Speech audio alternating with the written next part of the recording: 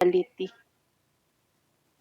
Standards on treatment, anong lesson? Standards on treatment and rehabilitation of prisoners, inmates, and PDL. So ngayon po, hindi na po prisoner or inmates ang tawag. Ang tinatawag na po is PDL. So PDL stands for Person Deprived of Liberty.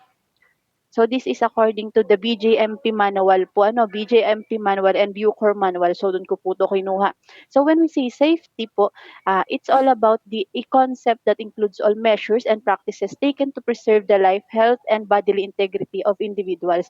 Ngayon po, when it comes to safety, so ang mga prisoners, ang ating PDLs naman po is not that inatanggalan natin ng kalayaan na magkaroon ng, o tinatanggalan natin ng karapatan para mabuhay. Ano lang ba ang tinatanggal natin once in-incarcerate natin yung isang tao? Ano lang bang liberty ang tinatanggal natin? Anong klaseng rights? Anong rights po nawawala? Okay, yung right to be yung kanilang freedom. So ngayon po, when it comes to safety, dito kahit naka-incarcerate po sila or kahit nakakulong sila, ay nagfo-focus or binibigyang pansin pa rin natin yung health nila, the body integrity of the individual. So hindi naman porket din ay nakakulong ay pinababayaan na sa loob or kapag may sakit ay hindi na iniintindi. So next we have the custody. Under the custody po is yung pangangalaga. So sino ba ang nangangalaga kay PDL? So the prison or jails po, no, yung mga officers doon. Ngayon, custody is yung pangangalaga po nila when the court is or the person is under the court or the person na nasa kanila is under court orders na doon manatili while serving their sentence. So kunwari po si Dakoro, he committed a crime less than 6 years. So sabi natin mababang klase lang ng crime ngayon, mapupunta siya sa jail. Sinong may custody? Si prison, si jail? Jail po. Okay, si jail. So kung sino po ang nangangalaga kay tao, so that is custody. Next we have classification. Ito po yung assigning or grouping of inmates according to their respective penalty. So tinitingnan natin kung anong klaseng penalty meron si inmate, gender, age, nationality, health, and criminal records. Ngayon po, when it comes to gender, magkahiwalay automatically si babae and si lalaki. When it comes to age, si 18 below, so 17 years old and 364 days below is automatically kay pangangalaga doon sa mga juvenile delinquents, automatically doon sila sa mga bahay kalinga katulad dito kay Dasma. Ngayon kapag nag-above na po ng 18 above na po is mapupunta na sila kay jail or prison. Ngayon kapag po ang matatanda or nagre-range na ng 60 above na mga preso ay na mga inmates or TPDLs na nagre-range ng 60 above, automatically po, meron na silang segregated room para doon sa mga inmates na ganun ang age. Next, kay nationality, sa health. So sa health po, kunwari ay chronic disease yung meron si inmate. Meron siyang chronic disease. When we say chronic disease, ito yung mga disease na nakakahawa. So TB, ano pa ba? Ano pa bang mga nakakahawang sakit bukod sa TB? Ano pa? Ketong, yung mga ketong. So, nakaseparate po sila ng lugar. And also, the criminal records. Ngayon po, once a person is a high profile criminal, when we say high profile criminal, it can be those under yung mga yung mga ay leader ng terrorist group. So naka-ano po sila, naka-segregate po sila ng kulungan. Hindi sila sinasama basta-basta doon sa mga ordinary criminals. So according to BJMP manual, we have prisoner. So prisoner is inmate who is convicted by final judgment. We have the detainee. Bakit, ma'am? We have the detainee, inmate who is undergoing investigation or trial or awaiting for final judgment. So yun po ang pinagkaiba ni prisoner at ni detainee.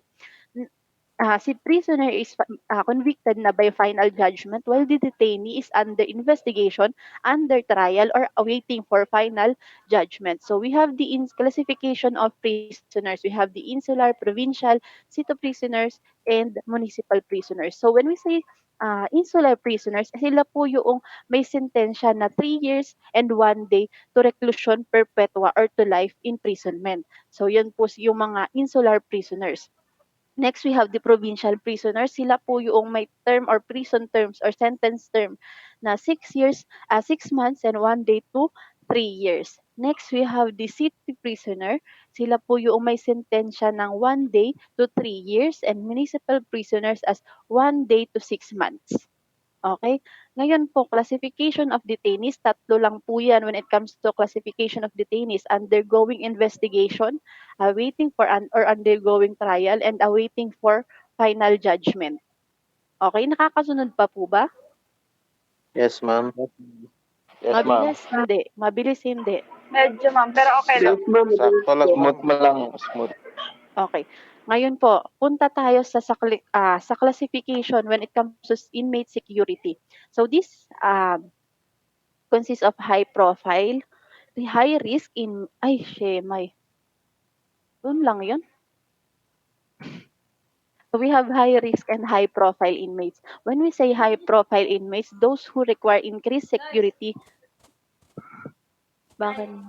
Those who required increased security based on intense media coverage or public concern as a result of their offense, such as but not limited to those who have been involved in highly controversial or sensational crime.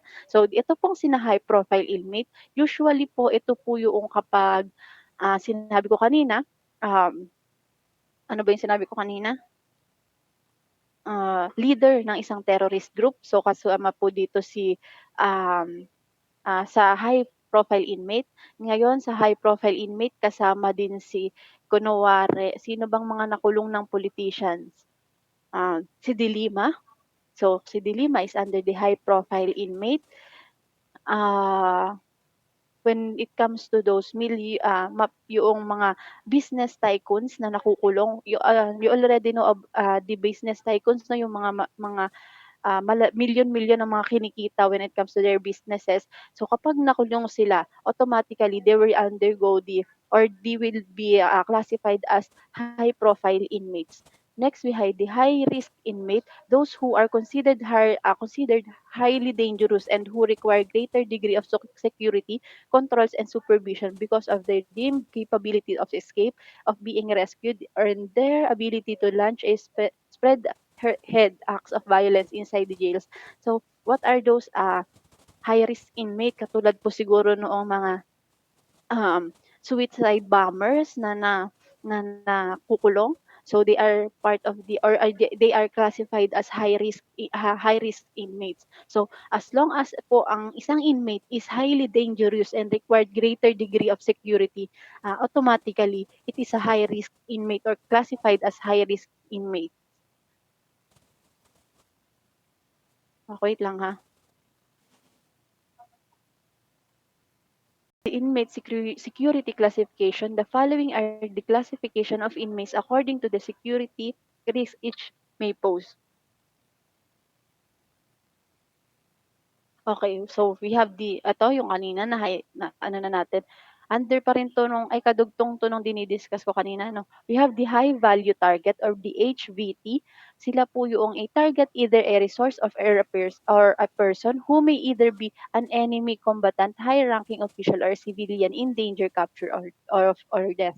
Ngayon po, these kinds of inmates is kunwari, sinakakulong. He is also a whistleblower.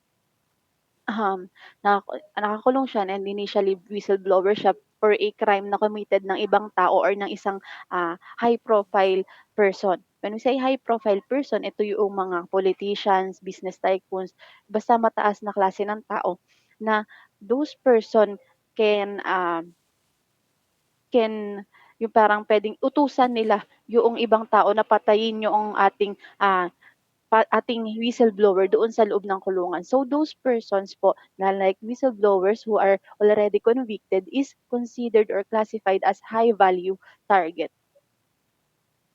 Okay, next we have the security threat group. If formal or informal ongoing inmates group, gang, organizations, or association consisting of three or more members falling into one following basic categories. So when we say security threat group, sila po kasi sa kulungan po kasi is iniiwasan talaga magkaroon ng riot. So just like po kay New Bilibid, so mga malalaking klase ng prison po, no, kay New Bilibid, All Bilibid, as far as I as far as I can remember, meron pong Sputnik Gang kay Old Bilibid, merong Kuratong Baleleng sa loob ni New Bilibid. And also, those kind of groups ay kino-consider sila as security threat group wherein mas malaka mas ma in ah, mas binibigyan silang pansin in order po na hindi magkaroon ng riot or magkaroon ng away sa pagitan ng dalawang grupo pagdating po sa loob ng kulungan. So they are considered as security threat group. Each gangs pala parang is under the security threat group or classified as security threat group. So we have the subversive group, a group of person that adopts or advocates subversive principle or policies tending to overthrow or undermine the established government. So under the subversive group, sila po yung mga inmates wherein nagko-commit ng mga rebellions, um, ano pa ba, likuditas, Ah, yung mga gano'n po wherein yung mga parang ang kanilang crime is always overthrowing the government. So, nag-a-undergo po or classified sila under the subversive group of inmates. So, next we have the terrorist group. Ngayon po, once na a terrorist or a member of a terrorist group is nahuli, they will be classified as terrorist group inmates. So, mas matindi po ang tawag dito, ang kanilang security when it comes to terrorist groups. So next we have the violent extremists. Okay. We have the violent extremists of VEO, a person whose political or religious ideologies are considered far outside the mainstream attitude of the society, or who violates common moral standards and who adopt increasingly extreme ideals and aspiration, resorting to the employment of violence in furtherance of his or her belief. So, parang kay ano lang din po to, ano, under the terrorist group, parang ganun lamang din si violent extremist. Pero po, ang kay violent extremist is kagustuhan nilang ma tawag dito, maisagawa yung ideologies nila, co-commit sila or employ sila ng violence. So those persons is under the uh, violent extremist offender or the VEO. So next we have the medium risk inmates, those who represent moderate risk to the public and staff. These inmates still require greater security, control, and supervision as they might escape from might commit violence inside the jail. So, pagdating po kay medium risk inmates, hindi sila katulad noong high risk inmates na wherein sobrang tindi nung security or the security is very parang intact yung security, sobrang higpit, gano'n. Pagdating po kay medium risk, medyo lumuwag si security. Pero under great supervision pa rin sila kasi they might escape or kaya they can commit violence inside the jail. So yun po pagdating kay medium risk inmates. Hindi na gano'n kahigpit pero under the great security or under the great supervision pa rin ng security ng isang prison or jail. So next we have the minimum risk inmates or the ordinary inmates. When we say minimum risk inmates, ito na yung mga hindi na masyado binibigyan ng security. Although sila ay tawag dito, parang under supervision pa rin. Pero unlike the medium and the high risk inmates, hindi na gano'n katindi yung or hindi na talaga sila gano'n binibigyan ng security kasi these inmates are considered lesser tendency to commit offenses. So sila yung mga tao na ah, makikita nyo minsan na parang pwede gumamit or inutos-utusan noong mga officers na mag-encode sa computers or kaya mag-deliver ng mga pagkain sa kanilang selda. So ganun po ang trabaho ni na minimum risk inmate. So less tendencies to commit offenses and the security is lessened also. So ang mga usually itong minimum risk of inmates na to, they committed light offenses and also mababa lang din yung kanilang intensya. So next we have the treatment in inmates with special needs. So under this handling of inmates with special needs, meron tayong female drug users o dependents, alcoholics, mentally ill, lesbian, gay, bisexual, transgender. So these are being with special needs when it comes to prisons po kasi, no? So bakit si female kailangan nakahiwalay kay lalaki?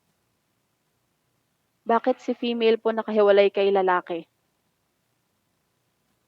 Kaya po tawag dito, pinaghihiwalay si babae at saka si lalaki is also because of our gender equality doon po sa loob ng ating inmate. So, and also, katulad nga ng sinasabi nyo, baka may mabuong hindi dapat mabuo kapag pinagsama si female and si male sa isang dormitory. No? So, next we have the drug user dependence and alcoholic. So, bakit po hinihiwalay si drug users and um, hinihiwalay si drug users sa ordinary or sa mga hindi naman nagda-drugs na inmates? Person po or a inmate is under the withdrawal syndrome, 'di ba sabi ko sa inyo? Ano bang sabi ko sa inyo kapag ang isang tao is under the withdrawal syndrome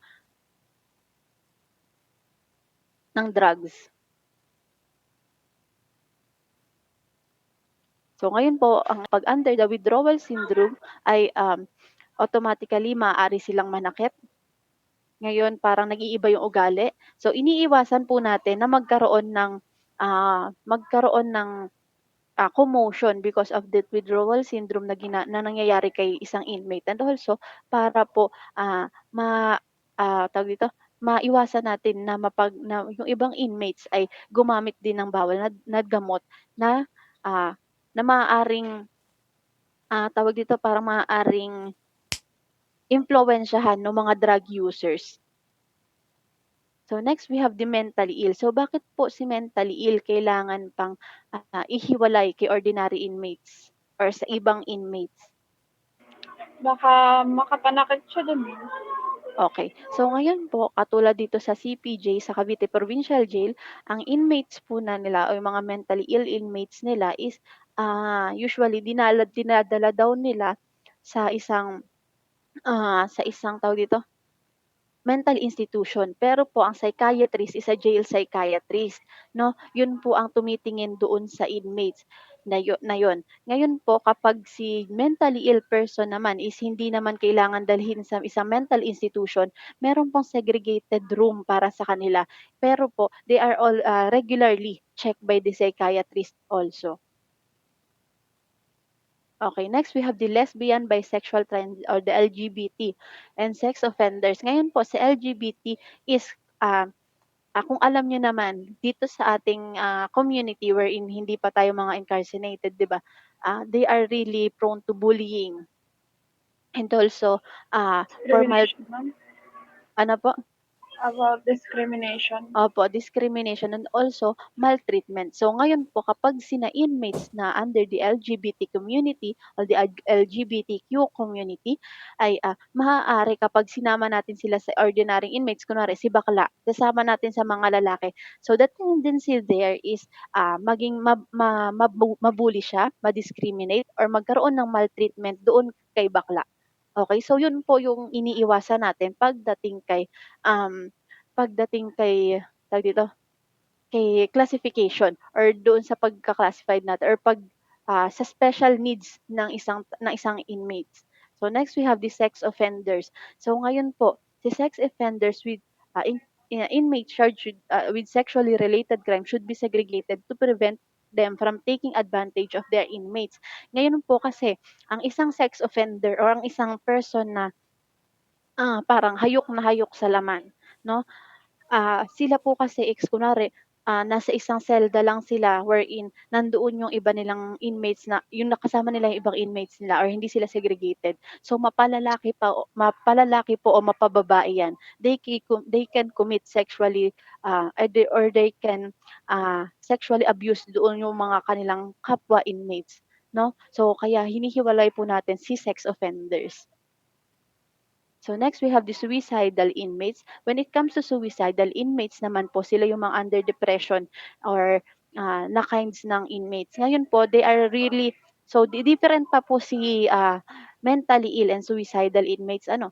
When we say suicidal inmates, they are prone to parang parang mayat maya nila maiisip na magpakamatay. So, ang mas tendency pong ginagawa dito is mas lagi silang chine-check ni psychiatrist and also the security is high kasi po, we are trying to, parang we are trying to lessen yung gano'ng klase ng,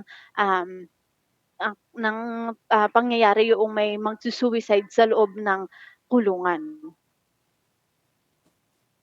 So next we have the sex deviates. A homosexual should be segregated immediately to prevent them from influencing other inmates of being maltreated or abused by other inmates. Likewise, other sex deviates should be separated from other inmates to closer supervision and control. So just like po doon kay sex offender, hinihiwalay din po yung mga sex deviates na offender.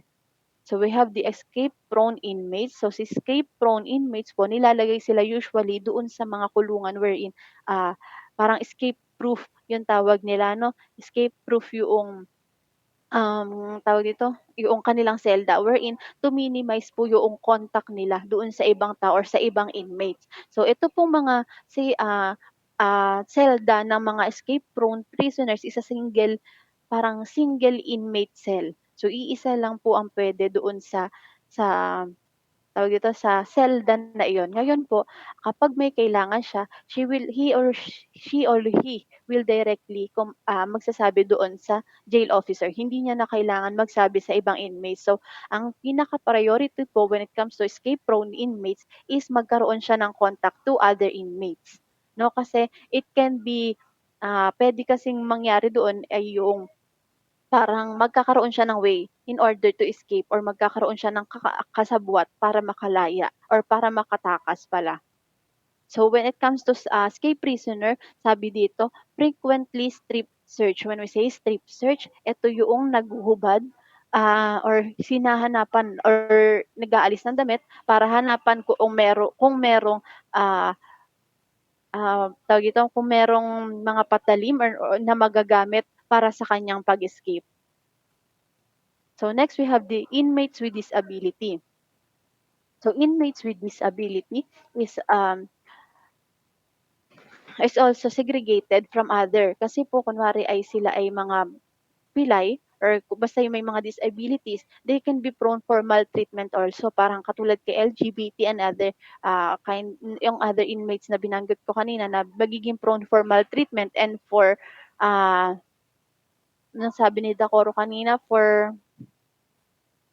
anong sabi mo Dakoro kanina for Discrimination na? discrimination, yes, for discrimination. Ngayon po, we have the child in conflict with the law or the CICL. So under the pursuant to the 9344 or the CICL shall not be confined in jail. So sabi po kasi is ganon. Pero ah, pero there were some instances na parang hindi na po nangyayari tong si CICL is supposedly nakahiwalay doon sa jails ng matatanda. So meron po kasi tayong may naging ano po tayo diyan na sa Cebu before ang mga bata ay kasama ng matatanda wherein kaya po natin hinihiwalay gustong ihiwalay si CICL sa mas matatanda is para hindi sila maimpluwensyahan ng gawain ng mga matatanda. So, may napanood kasi ako before, it's a documentary na etong batang 'to parang, parang may isang grupo ng bata, marami silang bata, sinasama sila sa, kulungan ng matatanda sa Cebu. Ngayon, ang nangyari kasi dahil nga nandun sila sa kulungan ng matatanda, na-adapt nila ngayon yoong, gawain ng mga matatanda, yung mga nagpapa-tattoo, so imagine he is just, 7 years old ata o 8 years old yung bata pero punong-puno na siya ng tattoo. and also nagra-rugby siya doon, naninigarilyo siya doon. Kasi yun po yung na-adapt niya doon sa loob ng kung saan nandun siya sa mga adult institution na prisons. So kaya po natin hinihiwalay si CICL. So under the 344, yun po ang kanyang ito po yung kanyang tawag dito, ini-implement yung paghiwalay ni child in conflict with the law doon sa mga adult prison cells, no? So kaya nagkaroon po tayo ng youth detention home or youth rehabilitation center. So one is dito kay De La Salle, di Bahay Kalinga, or di Bahay Pag-asa pala, sorry. Di Bahay Pag-asa. So next, we have the senior citizen inmates. So si senior citizen inmates po, katulad kay LGBTQ and katulad kay LGBTQ is hindi sila po pwedeng isama kasi they are prone for maltreatment po ng other offenders. Lalo na po for their age na medyo bumabagal si kilos, medyo nagiging isip bata, medyo nagiging bingi na. So, inilalayo natin sila doon sa klase ng maltreatment na maaari nilang ma-receive doon sa ibang inmates, no? Kaya sinasegregate natin sila. So, under the Cavite Provincial Jail po, nakasegregate po ang matatanda.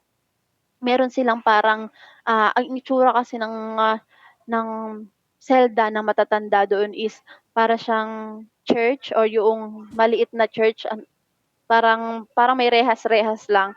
Tapos doon sila nakaano, na may mga higaan lang sila or kaya minsan doon na sila natutulog sa wheelchairs nila. Doon lamang sila or 'pag dumating sila ng age na 60 above, doon na sila automatically ilalagay. Pero itong pong matatandang senior citizens na ito is always priority when it comes to parole. Okay, we have the infirm inmates, inmates with contagious disease. So ito po yung 'pag sinabi nating infirm inmates, ito yung mga inmates na merong nakakahawang sakit. Like sabi ko nga kanina, yung TB, kotong, wherein sina-segregate sila automatically para hindi mas kumalat yung sakit na meron sila. So pregnant inmates, female inmates with infants. Ngayon po itong pregnant inmates po, hinihiwalay sila kasi maaari po silang maging prone to maltreatment ng iba ding babae na kasama nila. And also po kay bata, once na kunwari si bata ay pinanganak sa isang kulungan, automatically yung bata po is 1 year lamang ang itatagal sa kulungan. So ang kailangan pong gawin ni nanay ay is either ipaampon sa kamag-anak or ipaampon sa ibang tao dahil hindi po pwede na ang bata ay tumagal or lumaki doon sa kulungan. So 1 year lamang po, 'pag nag 1 year old na yung bata, ay automatically aalisin na po sa kulungan whether gusto o ayaw ni nanay. Inmates of other nationalities. So, the warden shall report in writing to the Bureau of Immigration and the respective embassies of the detained foreigners the following: name of jail, name of foreigner, nationality, and the number of his or her alien certificate registration. So kumbaga po, kapag ang inyong pong nahuli or ang tao po na under the supervision of a jail or prison, supposedly dapat po ay magbibigay sila ng report doon sa Bureau of Immigration, kung saan itong Bureau of Immigration ipapupunta doon sa bansa kung saan nandoon ang national or saan naka-nationality itong prison na 'to. Ngayon po, upon receiving, so puwede nila 'to i-incarcerate sa isang prison. Upon receiving po nung bansa na yon ng report, then doon po magkakaroon ng agreement if the person will serve the remaining sentence doon sa bansa nila o dito sa bansa natin. Okay, so that's the protocol when it comes to other inmates with other nationalities. Okay, so nag-gets naman po ang ating topic when it comes to